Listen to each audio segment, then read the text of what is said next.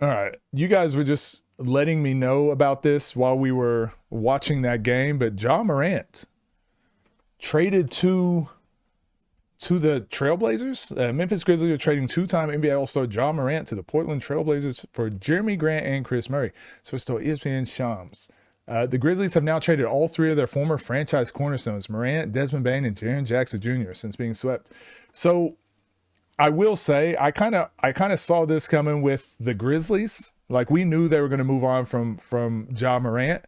Um, it was just not working. Thomas Isolo, the coach, like we've spoken about him quite a bit on this channel, but he's widely regarded as like one of the greatest coaches over the past couple years, like in the world. Not necessarily like greatest coach ever, but I just mean like a lot of the things he was implementing and a lot of the ways he ran his clubs over in Europe was like kind of like the next trend, and it's kind of like the next. It's ushering in like a new era of sports, like not necessarily analytics, but just concepts, and it's just like it's a huge leap forward in where the NBA is going. So whenever they brought him on board as the assistant coach, and we could see their offense kind of changing, their defensive principles kind of changing, it was actually working really well up to a point. And then obviously they got rid of the head coach, and they brought on Isolo as the head coach, and then he brought in his entire staff with him. But they like stalemated. They just like couldn't improve. They couldn't get over this hump because Ja Morant was like just not getting on board. And Thomas Isolo typically has like a TJ Shorts. He has like he has like a small explosive playmaker is usually how his offense and his team is kind of built. Someone that can get in and create plays. So they were winning games. They were doing really well without Ja Morant like buying into the system.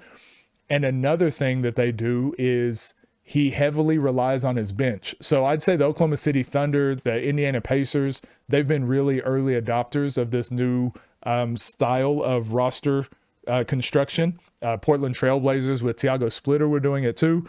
But basically, instead of trying to win with like the three best players, so rather than having like Westbrook, Durant, and James Harden or something like that, trying to have three all-stars, instead of doing it that way, trying to have Kyrie and LeBron and then we go win a championship, they tried to build it on, let's have like good players. So let's have our Shays, let's have our Jay Williams, but let's let Jalen Williams, but let's also build all the way down to 15. So those guys, Isaiah Joe and the guys at the end of the bench can come in and contribute as well. You've got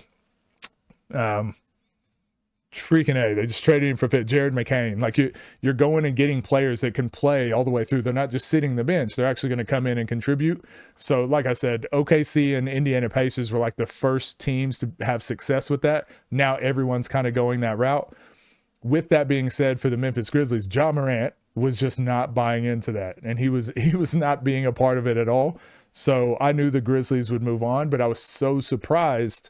Now he's gone to the Portland Trailblazers, who have kind of constructed their team in a similar way. If you remember them last year, they were one of the best defensive teams early in the season, and causing like some of the most turnovers because they were pressuring full court, and they were planning on star players. If you're the number one guy or if you're the number 15 guy, when you're on the court, you play 100% full speed, and then we get subs in quick, and we just play 100% the whole game.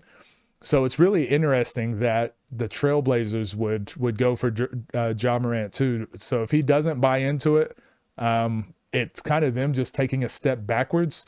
I don't know where I see this going. What do you guys think in chat? I feel like it's a very interesting trade for both teams. We'll kind of see like who it works out better for. So they do get Drew Holiday, Damian Lillard back. Or no, Drew Holiday's there, but Damian Lillard coming back from injury. Scoot Henderson, Shaden Sharp. Like it looks like they're still wanting to play all their players, but again, it's all going to come down to like Ja Morant buying in as being part of the system rather than just being like the main guy. Morant has also dealt with a variety of injuries over the last 3 years. The Grizzlies aggressively explored the trade market for Morant before last season's deadline, but found minimal interest. And I guess that too, like the fact that they couldn't get more for him kind of tells the story itself too. So yeah, I don't know how to feel about this trade. We're definitely going to see how it plays out, but the Grizzlies were always going to move on because they definitely, after moving on from Taylor Jenkins, the coach, they were always going to invest fully in Thomas Isolo, so the new head coach. I don't know what the Trailblazers get out of this unless they think that they can. Are they going to try to trade Ja Morant and try to get some other pieces? I don't really know. But I guess they did save a lot of money with Damian Lillard signing back, because I'm pretty sure the Bucks are responsible for Damian Lillard's contract, right? Still. So maybe they just have a lot of extra money. I don't know. But I don't know. I don't know what happens with this team. This is a weird trade. Scoot improved a lot this year, though. Glad to see the progression. Drew probably going to go to a contender to end his career, possibly. Yeah, I could see that. So maybe they're just thinking Ja is going to be the future for them, and then they get rid of like Drew Holiday and maybe trade Drew Holiday, Scoot Henderson. But having Shaedon Sharpe, they've got Shaedon Sharpe, they've got Denny, right? Denny Avdija. They've got a squad. They're going to, on paper, the Trailblazers are going to be good. On paper, it's just getting the buy-in is going to be the interesting part. Dame will have to buy into playing off the ball a little bit more. Yeah, he struggled with that with the Bucks, but I do think him coming back from injury and being older, he kind of has no choice, doesn't he?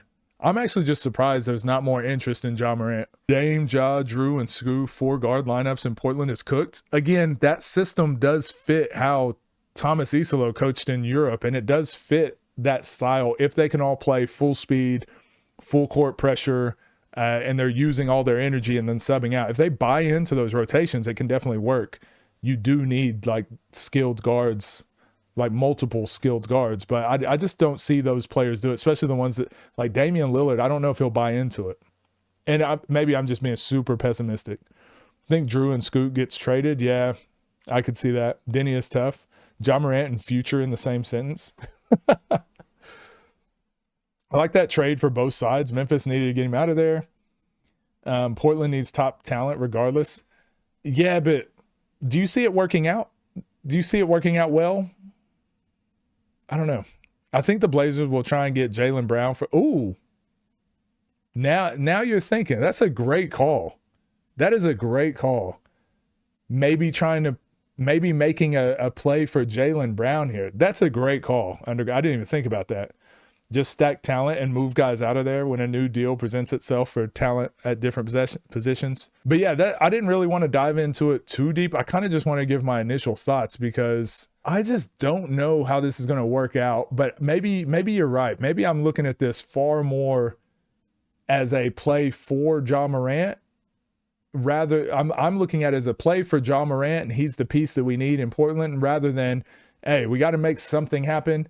Now that we get some pieces around us and we can make a bigger trade or a larger deal in the future. So you might be right. That might be the move here, especially with Damian Lillard getting older. They don't really have enough talent to trade away to make bigger moves without this. So you might be onto something. The Dame experiment in Milwaukee needs to be reevaluated in context. Show probably what's going to happen there. It's blurry on what his role will be. Yeah, so there is something that we're starting to see in the NBA now. When you look at Trae Young, you look at Damian Lillard, you look at, I'm trying to think, other small guards. There's quite a few.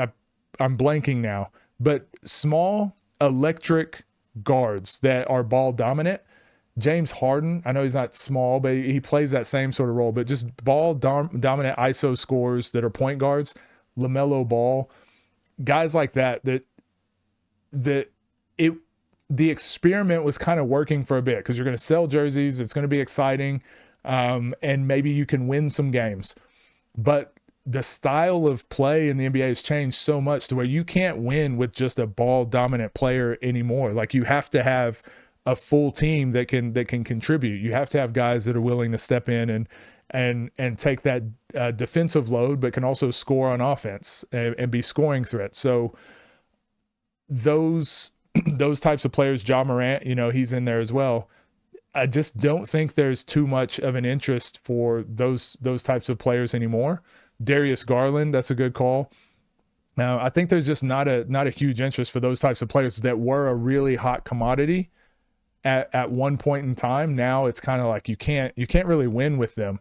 Even Jalen Brunson was in danger. Honestly, Jalen Brunson kind of fits that narrative too, but the difference is like Jalen Brunson was still hitting, like, he was just ice cold. The way this year worked together, again, he's still going to be the anomaly. I kind of stand with Becky Hammond with what she was saying. Like, Jalen Brunson's still the anomaly. They probably won't win another championship. They probably wouldn't have beat the Thunder. Honestly, the Spurs probably should have won. They had more talent to win that, but it was just two young teams playing. This may not happen again. So I just think those types of guards aren't really at a premium in the NBA anymore. So ISO guards that don't play defense, yeah. You really need a team that plays defense around you. Yeah, well, so I don't know if Jalen Brunson will have saved the need for a small guard. I don't think anyone else is going to go invest in small guards still.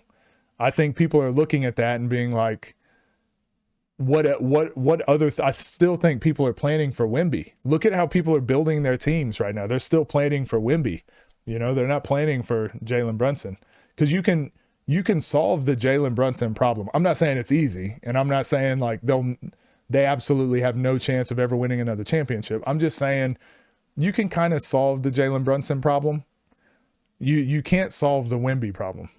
Last was Steph, and before that was Isaiah Thomas. But even then, Steph Curry, that was still an anomaly too, that situation, because their team was so good. It was their whole team. It wasn't just Steph, right? It was the way that their whole team was utilized. How you feel about the LaMelo and Wolves trade? I kind of similar to this one. I like it because on paper, like, that would be a really fun NBA 2K team. LaMelo Ball, Anthony Edwards, Gobert, Jaden McDaniels, and Dosunmu. Like, they're a good 2K team. It's all going to come down to, like, how does LaMelo Ball transfer to being like a number 2 option, the number 2 or number 3 option on the team. But what they needed was a point guard. They needed a playmaker, needed a point guard. I just thought I thought they would be better off if Anthony Edwards took on that load, but maybe they just think it's better to move on from Anthony Edwards having to be the playmaker and just actually bring on a playmaker. So it could work. It could work. I don't know if this makes them better, though. I don't know. It'll be interesting to see. They had to move on Julius Randle, though. Even Naz Reid probably underperformed a little bit. He didn't really improve from the year before. So I like it. I like that they did something. JB's scoring is just on another level compared to every other small guard, and the way he scores too, though. He can score from deep. He can play off the ball. He can score in the post. He can do whatever's required.